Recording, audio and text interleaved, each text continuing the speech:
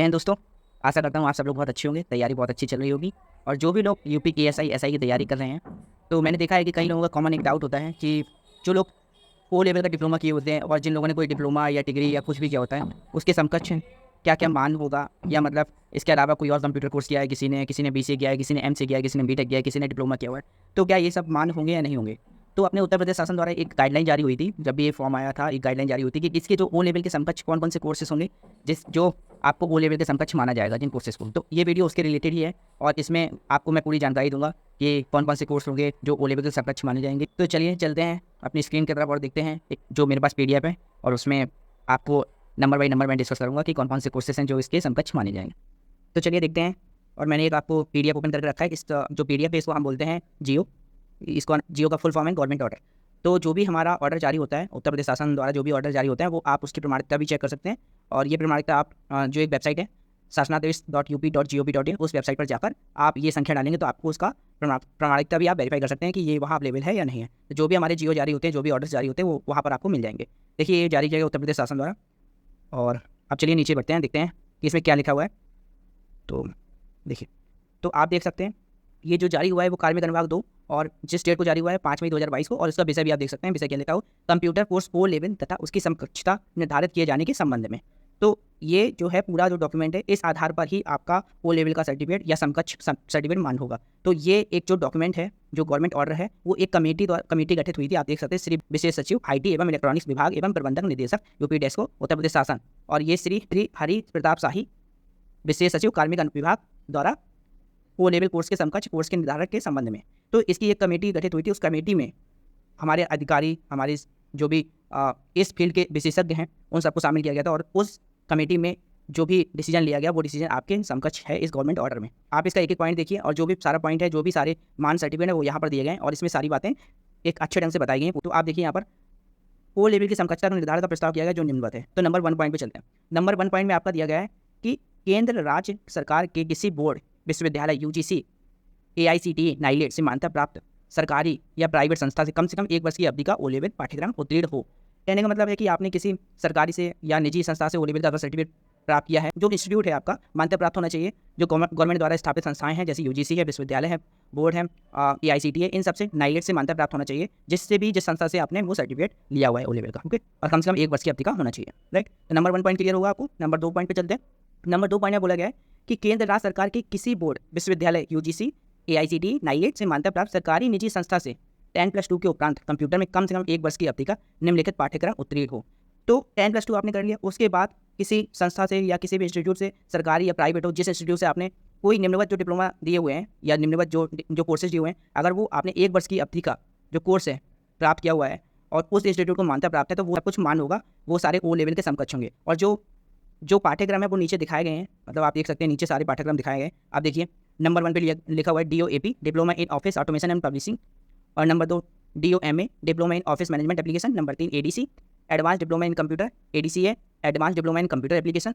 Number 5 पे आ जाइए ADCH, advance diploma in computer hardware. Number 6 ADCP, advance diploma in computer programming. Number 7 DCA, diploma in computer application. Number 8 DCFA, diploma in computerised financial accounting. Number 9 DCS, diploma in computer skill. 10 DCTT, diploma in computer teacher training. और number 11 में है diploma in programming. Number 12 पे है DISA, diploma in information system audit. Number 13 में DISM, diploma in software management. Number 14 DIT DST। Number 16 DTP। Number 17 MDCA। Number 18 MDCISM। Number 19 MDIT। Number 20 MOMSP। Number 21 CINSN। Number 22 ADCST। Number 23 ADHN। Number 24 ADI। Number 25 ADP, automated data processing course. Number 26 ADSC, advance diploma in software engineering. Number 27 AITT, all India trade test. और number 28 PGDC WD, post graduate diploma in computer web designing. तो ये सारे courses थे जो आपने 10+2 किया हुआ है। उसके उपरांत ये सारे कोर्सेज का अगर 1 साल का, ये सारे कोर्सेज की अवधि 1 साल की थी और आपने कोई मान्यता प्राप्त इंस्टीट्यूट से किया हुआ है, जिसको गवर्नमेंट द्वारा मान्यता प्राप्त थी, या जो भी इंस्टीट्यूट है वो AICTE, नाइलेट, UGC और गवर्नमेंट द्वारा स्थापित विश्वविद्यालय, इनसे अगर मान्यता प्राप्त हो और 1 साल का कोर्स था, तो ये सारे कोर्सेज आपके मान्य होंगे। और उसके आगे भी बहुत सारी चीज़ें दी हुई है, हम आगे बढ़ते हैं। हम आगे बढ़िए। आगे नंबर 3 पॉइंट है। नंबर 3 पॉइंट में ये बताया गया कि केंद्र राज्य सरकार के किसी बोर्ड, विद्यालय, UGC, AICTE, नाइलेट से मान्यता प्राप्त सरकारी निजी संस्था से 10+2 या स्नातक के उपरांत की जाने वाली कम से कम 1 वर्ष की अवधि का PGDCA DCA पाठ्यक्रम उत्तीर्ण हो। तो इसमें ये बताया गया कि अगर आपने 10+2 करके रखा है या स्नातक करके रखा है, उसके बाद 1 वर्ष का आपने PGDCA या DCA पाठ्यक्रम है, मतलब पढ़ा हुआ है, जो पाठ्यक्रम का सर्टिफिकेट लिया हुआ है, तो वो भी मान होगा। बट वो जो इंस्टीट्यूट जिससे आपने लिया हुआ है उसको केंद्र या राज्य सरकार द्वारा स्थापित किसी विश्वविद्यालय UGC, AICTE, नाइलेट से मान्यता प्राप्त होनी चाहिए। तो सबसे मेन पॉइंट जो यहाँ से निकल के आता है वो ये है कि 1 साल का कोर्स की अवधि, और दूसरी बात है कि केंद्र राज्य सरकार द्वारा मान्यता प्राप्त होना चाहिए जिस इंस्टीट्यूट से आपने लिया हुआ है। नीचे चलते हैं, नंबर 4 पे चलते हैं। नंबर 4 में दिया हुआ है कि यूपी डेस्को से उत्तीर्ण 1 वर्ष का DIT diploma in information technology पाठ्यक्रम उत्तीर्ण हो। तो यूपी डेस्को से अगर आपने 1 वर्ष का डिप्लोमा इन IT में किया हुआ है तो आपका वो भी मान होगा। नंबर 5 में है कि स्नातक स्तर पर एक विषय के रूप में कम से कम 1 वर्ष कंप्यूटर साइंस या कंप्यूटर एप्लीकेशन रहा हो। सपोज आपने स्नातक किया हुआ है, जैसे कि आपने कोई BSc किया हुआ है, तो अगर उसमें 1 वर्ष कंप्यूटर साइंस या कंप्यूटर एप्लीकेशन सब्जेक्ट रहा हुआ है तो आपका वो भी मान होगा इसमें। तो नंबर 5 पॉइंट में दिया हुआ है कि अगर आपका 1 वर्ष का कंप्यूटर का कोई कोर्स है, जो भी आपने डिग्री लिया हुआ है, जो भी डिप्लोमा लिया, उसमें अगर 1 वर्ष का कंप्यूटर का कोई भी मीन्स सब्जेक्ट है, अवेलेबल है उसमें, तो आपका ये मान होगा। ओके, नंबर 6 पॉइंट पे आ जाइए। नंबर 6 पॉइंट पे बोला है कि BSc, IT, MCA, BTech, A level, B level, C level के computer course, BCA, MSc, cyber law and security, BSc में कंप्यूटर साइंस, कंप्यूटर एप्लीकेशन 1 विषय के रूप में कम से कम किसी 1 वर्ष में। सपोज दैट आपने कोई कोर्स किया हुआ है और उसमें 3 साल में किसी 1 वर्ष में कंप्यूटर रहा है आपका, कि कंप्यूटर साइंस या कंप्यूटर एप्लीकेशन रहा है, तो वो भी आपका मान होगा। कोई भी कोर्स हो, जैसे कोर्सेज दिखाए गए हैं नंबर 6 पॉइंट में, BSc, IT, MCA, BTech, A level, B level, C level के कंप्यूटर कोर्स, BCA, MSc, जो भी कोर्सेज में दिखाए गए हैं, अगर उसमें 1 वर्ष आपका कंप्यूटर रहा है तो वो सारे आपके मान होंगे। 1 वर्ष आपका कंप्यूटर रहना चाहिए। ओके, नंबर 7 पॉइंट पे चलते हैं।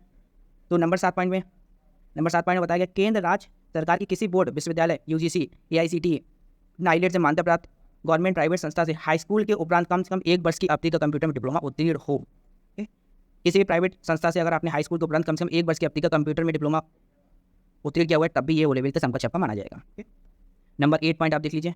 नंबर 8 पॉइंट में है केंद्र राज्य सरकार द्वारा स्थापित जो भी विश्वविद्यालय, UGC, AICTE, नाइलेट से मान्यता प्राप्त राष्ट्रीय साक्षरता मिशन से कंप्यूटर से कम 1 वर्ष की अवधि का पाठ्यक्रम उत्तीर्ण हो। तो अगर आपने राष्ट्रीय कंप्यूटर साक्षरता मिशन से आपने 1 वर्ष की अवधि का पाठ्यक्रम उत्तीर्ण किया हुआ है कंप्यूटर में, तो आपका ये भी मान होगा। नंबर 9 पे आ जाइए। नंबर 9 पे आपका बोला गया ITI से 52 सप्ताह का computer operator and programming assistance COPA course उत्तीर्ण हो। अगर 52 सप्ताह का कंप्यूटर ऑपरेटर का एंड प्रोग्रामिंग असिस्टेंस का कोर्स किया हुआ है आपने ITI से, तो वो भी आपका O लेवल के समकक्ष माना जाएगा। ठीक, तो यहाँ तक आपको क्लियर हुआ। नंबर 10 पे आइए। नंबर 10 पे आप देखिए।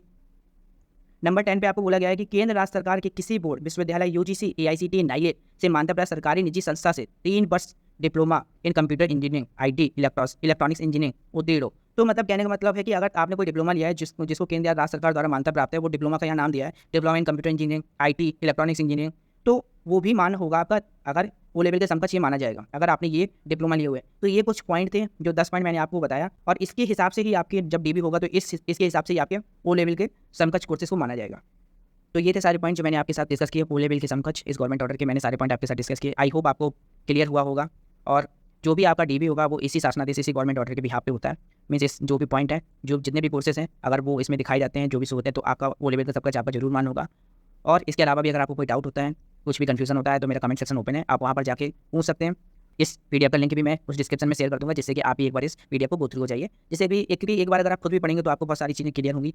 आई होप आपको वीडियो पसंद आया होगा। अगर आपकी कोई क्वेरी है, कोई क्वेश्चन है, तो आप कमेंट सेक्शन में पिंग कीजिए। कमेंट सेक्शन आपके लिए ओपन है, कोई भी डाउट हो आप पिंग कीजिए, मैं आपके सवालों का जवाब दूँगा। और इसके अलावा भी अगर आपको कोई भी जानकारी चाहिए किसी और चीज़ से रिलेटेड, तो आप वहाँ पर पिंग कर दीजिए, मैं आपके सवालों का जरूर जवाब दूँगा। और अपनी पढ़ाई जारी रखिए और पढ़ाई करते रहिए, क्योंकि बहुत ही सारे एग्जाम आपके लगे हुए हैं, और मैं आशा करता हूँ आप इस बार जरूर सक्सेस होंगे और जरूर अपनी सफलता को अचीव करेंगे। Thank you for watching. Thanks. जय हिंद।